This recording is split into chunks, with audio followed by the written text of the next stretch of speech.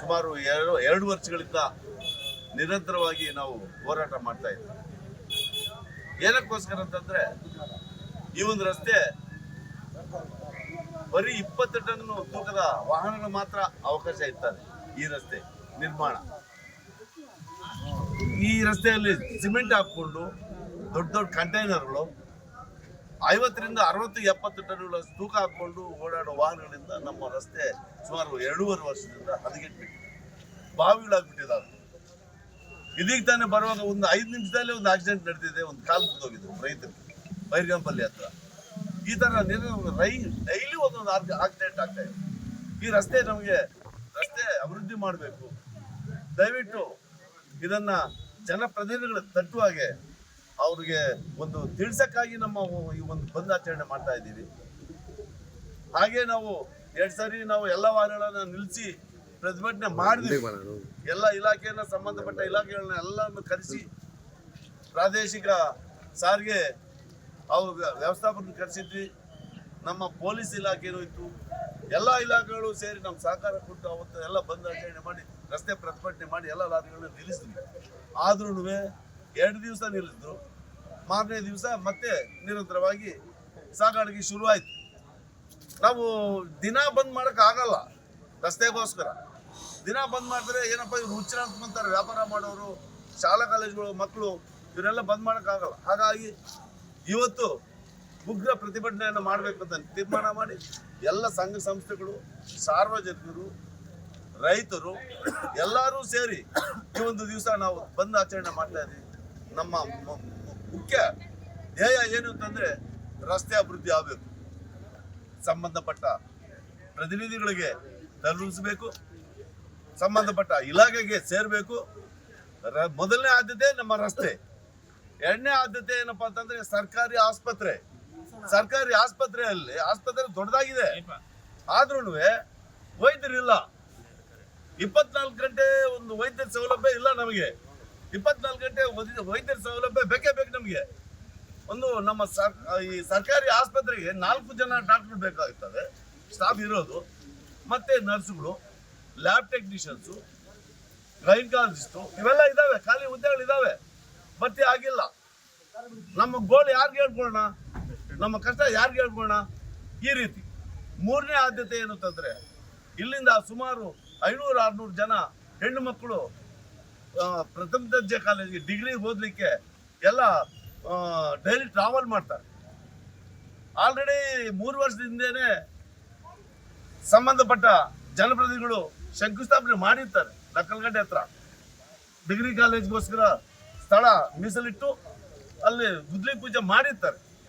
ತದನಂತರ ನಮ್ಮ ಈ ಒಂದು ಪ್ರಾಂತ್ಯಕ್ಕೆ ತಂದೆ ತಾಯಿ ಇಲ್ದಂಗೆ ಆಗಿದೆ ನಮಗೆ. ನಮ್ಮ ಗೋಳು ಯಾರಿಗೆ ಹೇಳ್ಕೊಳ್ಳೋಣ? ನಾವು ಹೇಳಿದ್ವಿ ಪ್ರತಿನಿಧಿಗಳು, ನಿಮ್ಗೆ ತೊಂದರೆ ಆದ್ರಲ್ಲಿ ನಿಮ್ಮ ಜೊತೆ ನಾವಿದ್ದೀವಿ, ಧರಣಿ ಮಾಡೋಣ. ಇಲ್ಲಿ ನಾವು ಧರಣಿ ಮಾಡ್ತಾ ಇದ್ದೀವಿ, ನೀವು ಮೇಲೆ ಹೋಗಿ ಇಲಾಖೆ ಸಂಬಂಧಪಟ್ಟ ಇಲಾಖೆಗಳಲ್ಲಿ ಫೈಟ್ ಮಾಡಿ, ನಾವು ನಿಮ್ಮ ಜೊತೆಲಿ ಇದ್ದೀವಿ, ನಾವು ಬರ್ತೀವಿ ಧರಣಿಗೆ. ಸಮಸ್ತ ನಮ್ಮ ಈ ಒಂದು ಪ್ರಾದೇಶಿಕವಾಗಿ ಈ ಕಡೆ ಎಲ್ಲ ಈ ಪ್ರಾಂತ್ಯದಿಂದ ಸುಮಾರು ಸಹಸ್ರಾರು ಸಂಖ್ಯೆಯಲ್ಲಿ ನಾವು ಬರ್ತೀವಿ, ರೈತರೆಲ್ಲ ಧರಣಿ ಮಾಡ್ತೀವಿ. ನಾವೇನು ಪುಕ್ಷಟ್ ಏನು ಕೇಳ್ತಾ ಇಲ್ಲ ಸರ್ಕಾರವನ್ನ, ನಾವು ಕೇಳ್ತಾ ಇರೋದು ನಮ್ಮ ರೈಟ್ಸು. ನಮ್ಮ ರಸ್ತೆ ಬೇಕು, ಆಸ್ಪತ್ರೆ ಬೇಕು, ಕಾಲೇಜ್ ಬೇಕು, ಇದಷ್ಟೇ ಕೇಳ್ತಾ ಇದ್ವಿ ನಾವು, ಬೇರೆ ಏನು ಮಾತಾಡ್ತಿಲ್ಲ. ಅದಕ್ಕೋಸ್ಕರ ನಾವು ಸ್ಥಳೀಯ ಗೌನ್ಪಲ್ಲಿ ಅಭಿವೃದ್ಧಿ ಬಳಗದ ವತಿಯಿಂದ ಸಂಯುಕ್ತ ಆಶ್ರಯದಲ್ಲಿ ಎಲ್ಲ ಸಂಘ ಸಂಸ್ಥೆಗಳು, ರೈತರು ಎಲ್ಲರೂ ಸೇರಿ ಹೋರಾಟ ಮಾಡ್ತಾ ಇದ್ದೀವಿ. ಈ ಹೋರಾಟವನ್ನ ತಮ್ಮ ಮುಖಾಂತರ ಆಗಲಿ ಸಂಬಂಧಪಟ್ಟ ಇಲಾಖೆಗೆ ತಲುಪಿಸಬೇಕು ಅಂತ ಹೇಳಿ ತಮ್ಮಲ್ಲಿ ಸವಿನಯ ಪ್ರಾರ್ಥನೆ ಮಾಡ್ಕೊತಾ ಇದ್ದೀವಿ. ಬೈರ್ಗಾನ್ಪಲ್ಲಿ, ಗೌನ್ಪಲ್ಲಿ, ಕೋಡ್ಪಲ್ಲಿ ಪಂಚಾಯತಿಯ ಎಲ್ಲ ಸಾರ್ವಜನಿಕರು, ಸಣ್ಣ ಪುಟ್ಟ ಅಂಗಡಿ ಮಾಲೀಕರು ಹಾಗೂ ಗೌನ್ಪಲ್ಲಿ ಅಭಿವೃದ್ಧಿ ಬಳಗದವರು ಎಲ್ಲರೂ ಸೇರಿಕೊಂಡು ಬಂದನ್ನು ಯಶಸ್ವಿ ಮಾಡಿದ್ದಾರೆ. ಅದಕ್ಕೆ ಇವರೆಲ್ಲರಿಗೂ ನನ್ನ ಅಭಿನಂದನೆಗಳನ್ನು ತಿಳಿಸ್ತಾ ಇದ್ದೀನಿ. ಸಂದರ್ಭದಲ್ಲಿ ಈ ಬಂದು ಫಸ್ಟ್ ಟೈಮ್ ಏನಲ್ಲ, 1.5 ವರ್ಷದ ಹಿಂದೆ ಎಲ್ಲ ಲಾರಿಗಳನ್ನು ಸ್ಟೇಷನ್ ಪಕ್ಕದಲ್ಲಿ ನಿಲ್ಲಿಸ್ಬಿಟ್ಟು ಪ್ರತಿಭಟನೆ ಮಾಡಿದ್ವಿ. ಏನು ಎಲ್ಲ ಹೆವಿ ವೆಹಿಕಲ್ಸ್ ಬಂದು ರೋಡ್ ಎಲ್ಲ ಹದಗೆಡ್ತಾ ಇದೆ, ರೋಡ್ ರಿಪೇರಿ ಮಾಡ್ತಾ ಇಲ್ಲ ಅಂತ ಹೇಳಿ ಎಲ್ಲ ಸ್ಟಾಪ್ ಮಾಡಿದ್ವಿ. ಸ್ಟಾಪ್ ಮಾಡಿದಾಗ ಎಲ್ಲರೂ ಬಂದು, ಅಧಿಕಾರಿಗಳೆಲ್ಲ ಬಂದು, ನಾವು ಅದನ್ನು ಗಮನಕ್ಕಿಟ್ಟು ಒಂದು ವಾರದಲ್ಲೇ ನಾವು ಇದನ್ನು ಪ್ರಾರಂಭ ಮಾಡ್ತೀವಿ ಅದು ಇದು ಅಂತ ಹೇಳಿ ಆವಾಗ ಬಂದನ್ನು ಕ್ಲಿಯರ್ ಮಾಡಿದ್ವಿ. ಮತ್ತೆ ಒಂದು 15 ದಿನ 20 ದಿನ 2 ತಿಂಗಳು 3 ತಿಂಗಳು ಕಳೆದ್ರೂ ಸಹ ಇದರ ಬಗ್ಗೆ ಏನು ತಲೆ ಕೆಡಿಸ್ಕೊಳ್ಳಿಲ್ಲ. ಪಾಪ ಶಿವರಾಮ್ ಅವರು ನಾಗರಾಜಪಲ್ಲಿ ಹತ್ರ ಒಂದಿನ ಬಂದ್ ಮಾಡಿ ಎಲ್ಲ ಗಾಡಿಗಳನ್ನು ನಿಲ್ಲಿಸಿ ಪ್ರತಿಭಟನೆಯನ್ನು ಮಾಡಿದ್ರು. ಅಲ್ಲಿ ಏನು ಪ್ರಯೋಜನ ಆಗಲಿಲ್ಲ. ಅದರಿಂದ ಇವರೆಲ್ಲ ಬಂದು ನನಗೆ ಫೋನ್ ಮಾಡಿದಾಗ ನಾನು, ನೀವು ಬಂದ್ ಮಾಡೋದು ಸ್ವಲ್ಪ ಎಲ್ಲರಿಗೂ ಗಮನಕ್ಕೆ ಹೋಗುವಂಗೆ, ಎಲ್ಲರಿಗೂ ಬಿಸಿ ಮೇಲೆ ಇರ್ತಕ್ಕಂಥ ದೊಡ್ಡ ದೊಡ್ಡ ರಾಜಕಾರಣಿಗಳಿಗೆ ಈ ತಾಲೂಕಿನ ಎಲ್ಲರ ದೃಷ್ಟಿಗೆ ಹೋಗಬೇಕು ಅನ್ನೋ ಮಟ್ಟದಲ್ಲಿ ಮಾಡಬೇಕು ಅಂತ ನಾನು ಅವ್ರಿಗೆ ಹೇಳಿದಾಗ, ಹಂಗೆ ಮಾಡೋಣ, ಸಣ್ಣ ಪುಟ್ಟಾಗಿ ಮಾಡೋದು ಬೇಡ, ಎಲ್ಲರಿಗೂ ಗಮನಕ್ಕೆ ಕೊಟ್ಟು ಬಂದ್ ಮಾಡಿಸಿ ಅವ್ರ ಗಮನಕ್ಕೆ ತರೋಣ ಅನ್ನೋ ಉದ್ದೇಶದಿಂದ ಇಲ್ಲಿ ಮಾಡ್ತಾ ಇದ್ದೀವಿ.